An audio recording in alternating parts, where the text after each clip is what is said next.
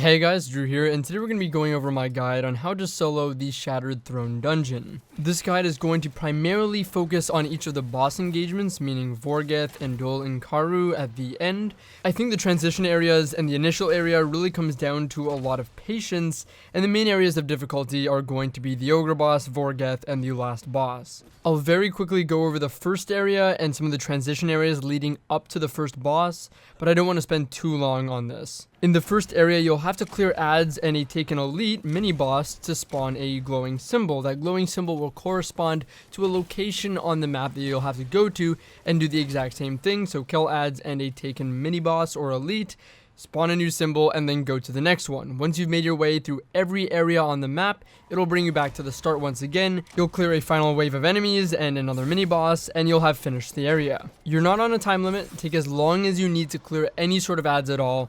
Just remember to stay alive. That is the big objective. Just stay alive and take your time. I feel like the only real thing I can provide some help with here is perhaps showing you this map that I used from area to area and some quick routes from the beginning to each individual area. So you can see that here.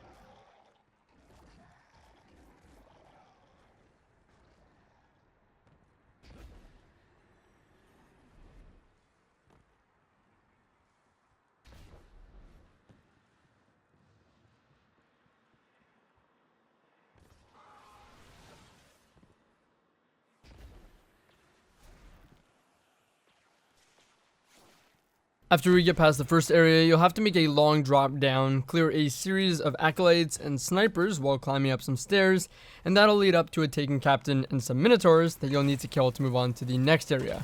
This is where I'd start getting a little critical about our loadout. I'd recommend using a Void Bow or bow of some sort. You'll need the Void Bow for later, for the boss, and a Whisper of the Worm, combined with your preferred primary. Now, the Whisper is not mandatory for any part of this guide, but it will probably be the most highly suggested weapon to use. That being said though, from this point on, having a bow, most preferably a void bow like the Subtle Calamity, will be the most key part to your loadout. After killing the Minotaurs and the Taken Captain mini-boss that I mentioned, you'll be able to move on to a long hallway with enemies scattered along the perimeter of it. Use your bow and your Whisper, but again, if you don't have a Whisper, just your bow, to snipe each of the enemies and move through the hall. And remember, you're not on a time limit, so just take as much time as you need. The next area will have narrow paths to walk along, and as you advance further through it, ogres will spawn that you'll need to kill. The ogre's attack will push you off of these narrow walkways, so it's best to kill the current ogres, move up, spawn the next wave, then move back to a safe platform away from them, and then kill them. And then repeat that process until you make it through. Take as much time as you need once again. After clearing this room, you'll move into an area that limits you only to walking and doesn't regenerate your health, with swarms of Shadow Thrall attacking you. You'll have to move through the area while staying alive. I recommend using a roaming super to move through the area quicker, as well as lots of grenades, a firefly weapon maybe to deal with the crowds of enemies, and the perk recuperation on your class item to regenerate your health on orb pickup. Passing through the Thrall area will take you to your last transition area before the first boss, Vorgeth. And I think this one is pretty self-explanatory. Just kill the ads, take your time, and move through the area, and then you'll be met with a drop down that will take you to the first boss, Vorgeth. For this first boss fight, above all, I recommend having a Void Bow.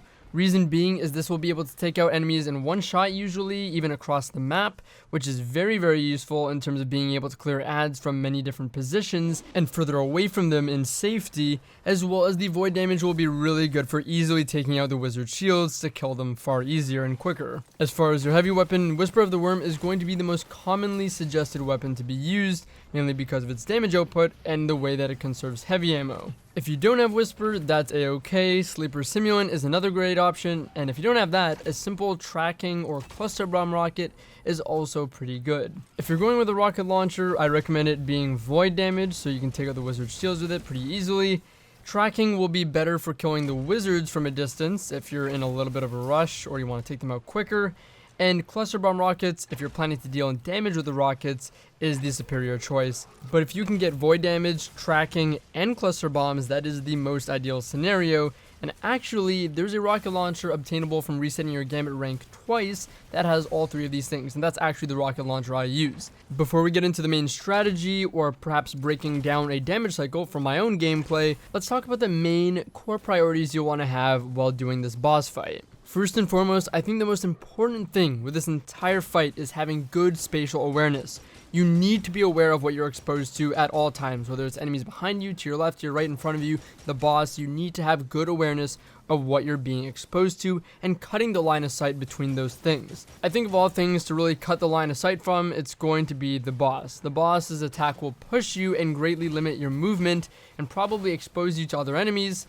So you want to cut the line of sight with the boss and avoid being exposed to him at all costs. With that said, you'll want to use every bit of cover to the fullest. Use anything to cut the line of sight between you and the boss or any other potential enemies away from what you're currently focusing on.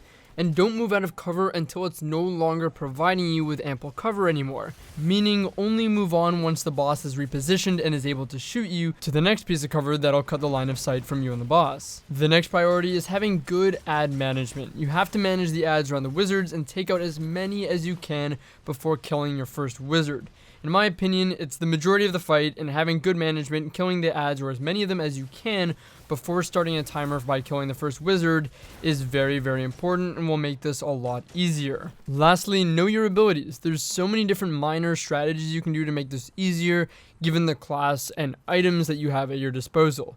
For an example, Shards of Galanor and Blade Barrage can make clearing each corner of ads in the wizard very easy, and even Celestial Nighthawk can emulate a similar degree of this effectiveness. Warlock Rifts can provide healing on demand, of course, and Will of Radiance can tank the Axion darts in the damage phase from the boss, so you can just focus on damage alone, and perhaps make it easier to one phase the boss, especially with the increased damage output that it provides for you. And you can even pair that with something like Sun Bracers to clear a side very easily with grenades. Titan Barricades can create cover from the boss at any time, which is huge.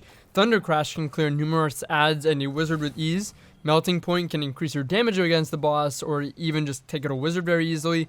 Doomfang Sentinel can clear numerous ads with ease for a long time, of course, or even Ursa Furiosa Sentinel can refresh your super for continuous usage. Lucky Raspberry with Arcstrider is great for clearing groups of ads, and Raiden Flux Arcstrider for me has been the best DPS on the boss with the super so far, and as a result was my most common choice to use in this fight. As much as I've given some small examples to some strategies, there are far more to be used. Find one that works for you and use it to make the overall strategy of this fight easier. That being said, I'm not going to be focusing in on one strategy. Instead, I'll be talking about the main strategy that can always be applied for this fight that I used. So let's talk about the main strategy. Now, there were two strategies I think that you can go for. One of them that does not involve damaging with your super, and the other one that does involve damaging with your super. If you're using Whisper, Sleeper, or 1,000 Voices, if you happen to have that, you probably won't need to damage with your super.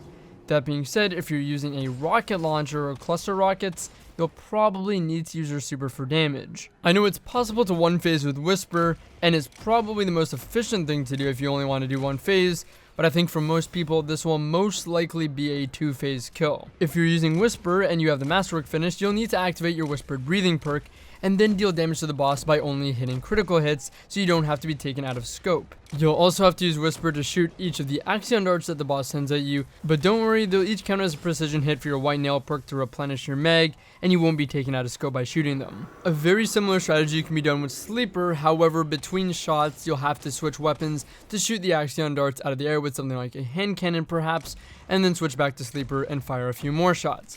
Also, it won't be as efficient with heavy ammo because it won't replenish it in any way, so you might want to use a scavenger perk for that. If you're using the strategy with these weapons, I recommend saving a super to exit the damage phase just to clear adds pretty easily and give yourself some safety. If you're not using Whisper or Sleeper, I recommend dealing damage with your super and continuing to deal damage with your primary and special weapons. Depending on the super and the special or primary weapons you're using and how many rockets you might be willing to put into the boss, this might end up being a 3-phase though. In a challenge I did with Sturm and Drang and Golden Gun Celestial Nighthawk, I ended up having to 3-phase using a Celestial Nighthawk and essentially Drang for damage through the damage phases. In my experience, as much as I'm not totally sure of the damage output of every other super, I found Arc Strider with Raiden Flux to be incredibly effective and a reliable 2-phase for killing this boss. If you're not using Whisper or Sleeper and you plan on using your super for damage against the boss in combination with whatever other weapons you're using, I recommend saving a rocket or two to clear some adds after the damage phase and exit it safely, giving yourself some more breathing room. Then we'll go over some gameplay of a full cycle itself where I'm using the Wish Ender, which is a bow and can be replaced by any bow you'd like. I recommend avoid one, as well as a hand cannon, and I was using the Not Forgotten, but again, I was mainly using a bow through this, and my strategy, of course, was dealing damage with my super. This is mainly to show the kind of movement and cover I use and my general strategy, without the necessary need of Whisper or Sleeper. So to start the fight, I always use these 2 pieces of cover on the left side. You can do this on the right as well, doesn't really matter, but I rotate between these 2 pieces of cover to clear adds. There will be an ad that spawns to your right and to your left. I usually start by clearing the one on the right. It doesn't really matter what weapon you use here. You can use your bow, you can use a hand cannon, or whatever weapons that you have set. For the first few ads, I was using my hand cannon, but then I quickly switched to my bow to start clearing more ads, especially ones that were further away. You have to see that I'm always using and rotating around this piece of cover to look for ads, to shield myself from a wizard, and to shield myself from the boss, while being able to again rotate around and deal damage and clear ads where I can. I do occasionally pop out of cover, but immediately go back into cover to stop myself from being hit by the boss and being pushed away. If you do start getting pushed away from the boss, sliding or moving in sort of a serpentine seems to kind of counter the boss's hits on you. For this first portion, you'll want to focus on just staying alive and clearing as many ads as you can. Remember, you're not yet on a timer, but if you kill a wizard, you will be put on a timer. More on that in just a moment. You want to, while you're not on a timer though, take your time, stay alive, play your cover, and take out as many ads as possible. You should be able to clear all these main wizards, the central wizards, first ads, and at least one side. If you started on the left, you should be able to take out all the ads on the left side. Once you kill the wizard, it'll drop a buff that you'll have to grab, and you have 10 seconds to grab it, so you don't have to grab it immediately. You can see here that I cleared ads before grabbing it, so you have about 10 seconds, clear whatever you can, as many ads as you can before grabbing it, and then you'll be on a roughly 40-second timer. If you've cleared a good amount of ads, you should only have the wizards to really focus on from the middle that you killed, and then moving on to the left. So you can just literally play cover as I am now, and just chip away at the wizard with your bow if you want to, or if you're using a whisper, you can swap to that to make it a little bit quicker. Again, if you've cleared the ads on your second wizard side, it should be a pretty easy kill where you're only focusing on taking out the wizard, and you can do it from some pretty good distance. On the next portion, the far end of the room that I moved to, so I go around from the left, so clockwise, you'll have some ads to kill because you didn't obviously get to clear them, seeing as it's the opposite end of the room. However, you should have some pretty good distance from the wizard and its adds, so as long as you're staying in cover from the boss, you can use your bow to just take out each add and just chip damage the wizard until you kill it. Once you've killed this wizard, you can go up, grab the buff, and reset your timer once again. Remember, you don't have to grab it immediately. You can start doing some damage to the last wizard or clear any adds you may have left, and then pick it up since you have 10 seconds before you have to pick it up to reset your timer. Assuming you cleared the majority of the adds on this last wizard's side already from the beginning, it should be a pretty easy kill. You should be able to just unload bow shots into it and kill it at a leisurely pace. Grabbing this fourth wizard's buff will give you the buff Petitioner's Burden, where you'll have a 40-second timer to go up to one of the glowing plates and slam to start a damage phase. Remember, you have 40 seconds, so you can take your time, get your health, get any abilities you might need, and then slam to start the damage phase. For me, in the damage phase, I used Arc Strider, like I mentioned earlier, with Raiden Flux, which was a reliable 2-phase. So for the first phase, I would do damage with my super. It would last a pretty long time, but after the damage phase was over or coming to a close, or I ran out of super, I was sure to start repositioning myself in a similar area to where I started the engagement. Whether it was on the left side or the right side, just having those two pieces of cover again ready essentially allowed me to reset the fight exactly as I would start it. So do that twice, and you will have beaten the boss. Again, to reiterate, for any other class, if you do not want to use your super to deal damage and you're using Whisper, you can simply still 2-phase with Whisper, or even ultimately 1-phase if you're landing your shots fast enough and well enough. Of course, dealing damage with your Whisper or maybe Sleeper, and having your super to exit the damage phase with just a bit more confidence. I chose to show a setup without Whisper or Sleeper just for those that may not have those weapons, to show that it is still entirely possible. However, I did use what I would consider to be one of the strongest damage dealing supers in the game, so if you're not using Arc Strider Raiden Flux,